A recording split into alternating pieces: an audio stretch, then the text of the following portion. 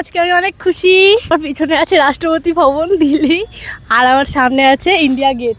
তো দিল্লি আসার মূল যেই কারণ, তো আমার অনেক দিন ধরে ইচ্ছা ছিল, মানে ইন্ডিয়া গেটের ফটো দেখেছি, ইন্ডিয়া গেটের চাল খেয়েছি, আর আজকে আমি ইন্ডিয়া গেট পৌঁছে গেছি।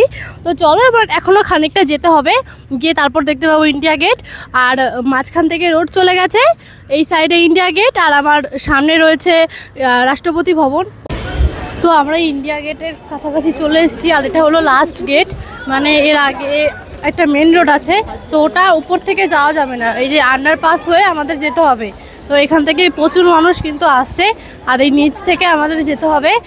ইন্ডিয়া গেট আসার অভিজ্ঞতা কিন্তু খুবই ভালো, সবাই মিলে আসো, এসে দেখে যাও।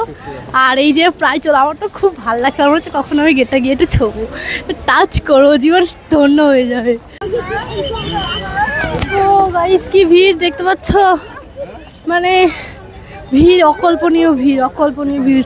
এতক্ষণ যে রাস্তা দিয়ে আসলাম সেখান থেকে এখানে বেশি ভিড়। ফটো ভিডিও কি কিছু করতে পারবো কিনা এখন সন্দেহ হচ্ছে। চলে এসছি আমরা ইন্ডিয়া গেট, আমার তো খুবই ভালো লাগছে, জানি না কেন অকারণেই হাসি পাচ্ছে।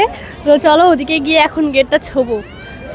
তো আমরা কিন্তু চলে এসেছি পুরোপুরি গেটের কাছে, আর এখান থেকে কিন্তু অনেকটা জায়গা নিয়ে মানে ব্যারিকেড টাইপের দেওয়া আছে, আর আমি হলো গেট ছোবো, কিন্তু আমার দুর্ভাগ্য গেট ছুতে দিচ্ছে না, ওখানে পুলিশ দাঁড়িয়ে আছে। আর এই সামনে ডেকোরেশনটা খুব সুন্দর, মানে গাছপালা ভর্তি। তো আমাদের দেশের জন্য যারা যারা শহীদ হয়েছে, জীবন দিয়েছে, তাদের নাম কিন্তু ইন্ডিয়া গেটের দেয়ালে লেখা আছে। জানি না এখান থেকে দেখা যাচ্ছে কি না, খালি চোখে কিন্তু বোঝা যাচ্ছে নামগুলো, মানে ভীষণই ভালো লাগছে, খুব ভালো লাগছে। ইন্ডিয়া গেট দেখতে আসে আমরা প্রচন্ড বৃষ্টির কবলে পড়েছি, আর এখন ভিজে ভিজে যেতে হচ্ছে বাইরে।